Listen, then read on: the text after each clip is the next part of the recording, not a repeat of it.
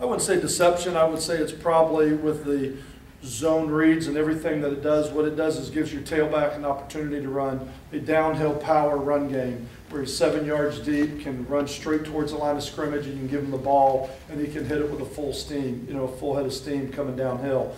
You also have the element of this kind of the side saddle, we call it, the side with the back on your side, which is more of a lateral hop zone type of mindset. But you have the same element of that in that. You have the same element in that you have the quarterback pulling the ball. The quarterback can pull the ball and still run it. Watched him go 45 yards down the sideline against a very fast Cal football team. When he pulled that ball and took off to the field, outran the entire defense, circled him and went down the sideline. Nobody could catch him. So it adds an element of option football with it as well as the downhill. And we just don't see a lot of it. So it's a little bit different. And a couple different blocking schemes, and they've got some great wrinkles in it. Coach Holtz does a great job with their offense. How concerned are you with the turnovers, especially with a physical defense like Nevada? Concerned. That's what I talked about. That was probably one of my biggest disappointments coming out of week one with the emphasis we've put on turnovers, knowing how many close football games we were in a year ago and the difference. One play, we've talked about being 4 or 5 plays from where we want to be. Now one turnover is one of those plays, and we've got to be able to eliminate them. And it's not just that we put the ball on the ground or turned it over. It's how many times we had poor ball security. I mean, we're running with the ball, it gets away from our body, we're susceptible to a fumble. It's how many of those that I see, as well as the 2 turnovers that we actually had. Now, you can have 2 turnovers if your defense is going to get 6. But if your defense isn't going to get a turnover, you can't have one. And so we've either got to start creating more of them on defense, or we've got to do a much better job offensively of protecting that ball. They do a great job with it. They do a great job, and they are physical. And so hopefully we can make huge strides with that from week 1 to 2, and the players can understand what we're talking about and see what we're talking about. We don't need to lose another football game before we'll start to learn those lessons. How encouraged were you with the return of Corey Grissom? He played, and just him being out there. Yeah, it makes a huge difference, and for him to play about 30 plays in that game, there was, when it first happened, they were telling us, well, he may be back, for the 4th or 5th game of the season, and here it's game 1, and he's not only back, he's playing 30 plays. Thought he played well. He got a little fatigued and tired, and not necessarily his win, but because he's done a great job of keeping his weight down, getting on the bike, conditioning himself. But for him to go play 30 plays, his ankle got a little bit tired. So I don't think he's ready to go out there and play 60 plays, but the 30 plays that he's in there, he makes a difference. Skip, what do you think about George Baker and just the confidence that you had in him, especially after seeing what he did Saturday? Well, I mean, the thing, like I said, Saturday, our corners did a nice job tackling, but I want to see the ball in the air. They're going to see the ball in the air a little bit more this week than they have than they did last week. I thought George did a great job. George has had an outstanding camp, and he's really doing a great job. He's got all the measurables he can run. Just that game-like experience and making sure that our blood pressure doesn't go shooting up when the ball's in the air, that we can maintain our composure and do the things that he's done every single day out in practice, because he's done a great job out on the practice field. A little off topic, Skip. Today's the March to Leroy Selman's death. Talk about his legacy and on your program, on the athletic department, and the school. I start with the legacy he's left, kind of just the impact he's made in me.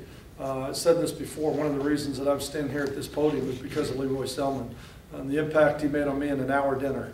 When we sat down and talked, and you bring up Leroy, and I go back to that last dinner that we had with my father and Leroy Selman and myself when we were at the kickoff dinner. Just the laughs, the interchange. I've got such fond memories of him as a man and the impact that he made on me, not just because he was a great player and he's done so many things for so many people, but he's such a great person. Point 2, I think this school is in the Big East in a large part because of Leroy Selman and the impact that he made on a lot of people as the athletic director here and the changes that he made. I think he changed the course of this athletic department forever, and the image that he presented with South Florida is I mean, I'm not sure anybody else could have made the impact on this school in the time that he was here more than he did.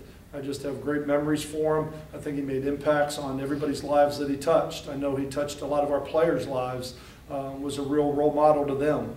But we talk all the time about, we're all better people for having had the opportunity to know Leroy Selman, to be exposed to him, and to be around him because he's such a great man. I know you're facing some special challenges with the long trip, the altitude, and things Mhm. you check. But for a coach, is the first road trip always a little, I don't know, stressful is the right word? You got young guys. It's the first. I mean, just making sure everything goes right. Well, it's going to be the first time you have crowd noise situations. You fall into a false sense of security on the practice field when you're signaling. And when a guy looks at you and go, "What?" You just yell it at him, and he goes, "Oh, okay, I got it." And then he goes and he runs it. You can control your tempo. You can say, "All right, let's go. Let's pick it up. Let's pick it up." Everybody starts moving a little bit quicker and starts to get a little bit more of a sense of urgency. When you're on the road, nobody can hear anybody. It's like I said, the best team that plays on the road is the school of the deaf. You know, I mean, they go out there and it doesn't affect them, and they learn to operate that way every single day of their lives. But when you go on the road, it's not just the being away from home and having young players that are going to have to step on the field, but it's going out there, it's learning to communicate in silence, which is hard. It takes some of your leadership away.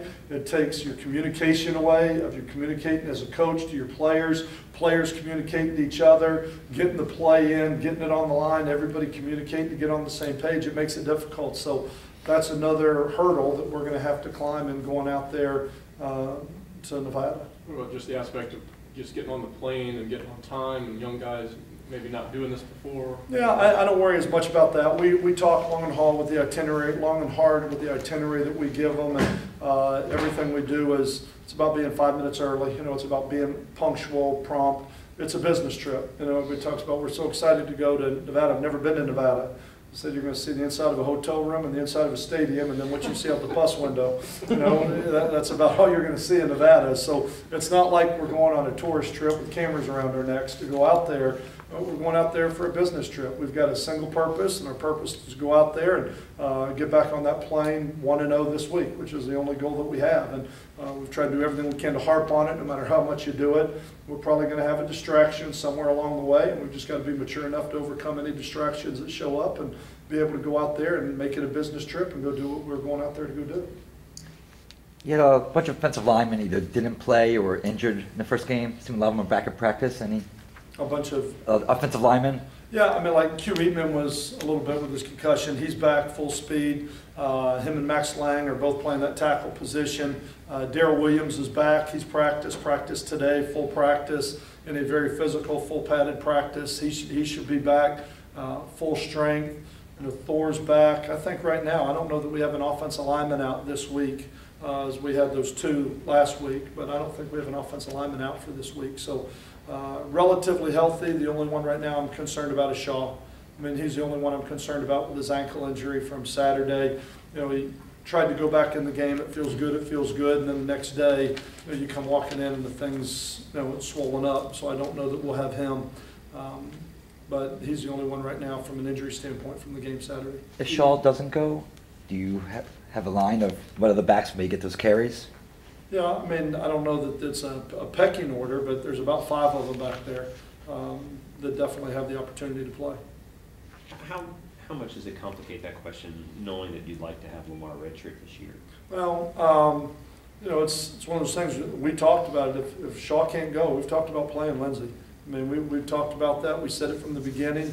It's what he wanted to do. I would have loved to have done that for him, but we also said we got to do what's best for this team. I can't play 2 of them at the same time. But I said if he gets injured and he can't go, we got to be prepared to take the red shirt off and say, let's go. And he chuckles the clown out there. He giggles and smiles and laughs and working hard and everything else. I mean, he understands that was what we talked about from the very beginning. But with Shaw out, then Lindsey will definitely play.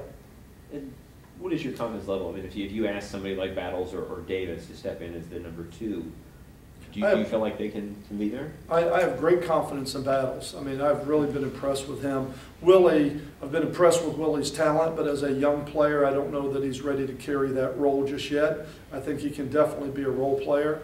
But when you start talking about with Shaw out, if you said going into this game, you have Demetrius, Lindsey Lamar, Bradley Battles, and Willie Davis, and then I'm comfortable at tailback. Tomorrow we'll tell the tale on Shaw, or that's just a Yeah, I game mean, time? the truck leaves tonight, so we got to make the decision. The truck leaves on Tuesday, so we got to make we'll probably pack a bag for him, but I don't know if we'll be on the plane Friday or not. I don't know that far ahead yet, but we'll have to make some decisions pretty quick. My policy with injuries has always been, If you don't practice on Tuesday or Wednesday, you can't start. If you don't practice on Thursday, you can't play. And so he'll have till Thursday to come back before we'll make that decision on whether or not he's going to be able to run around enough to be able to play. That's a practice today. It's He did a not little bit behind the practice. eight ball. He did not practice today. I mean, so we'll see tomorrow. He's been wearing out our trainer. I mean, Steve Walls, poor guy. I mean, he's calling him at night saying, "Can you come back in and give me another treatment?" I mean, he is doing everything that he needs to do to get out on the field. Is that it? Thank you all very Thank much. you. Thank I you. appreciate it.